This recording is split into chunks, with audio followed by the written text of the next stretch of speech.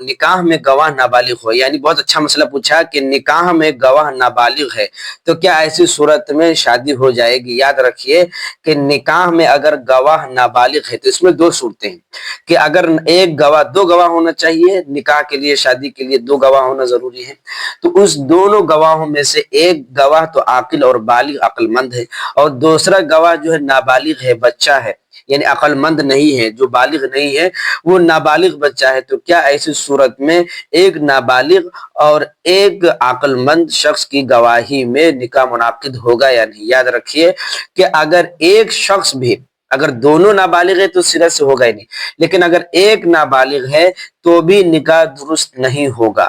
دونوں کا عاقل اور بالغ ہونا ضروری ہے، کیونکہ الجوہرۃ النیرہ میں یہ بات لکھی ہوئی ہے کہ ولا ينعقد نکاح المسلمین الا بحضور الشاہدین حرین عاقلین بالغین مسلمین، کہ دو گواہ عاقل بھی ہو، بالغ بھی ہو، مسلمان بھی ہو، شاہد بھی ہو،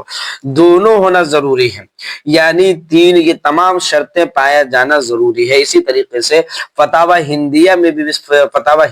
بھی یہ بات لکھی ہوئی جلد نمبر 1 میں یہ بات لکھی ہوئی، اسی طریقے سے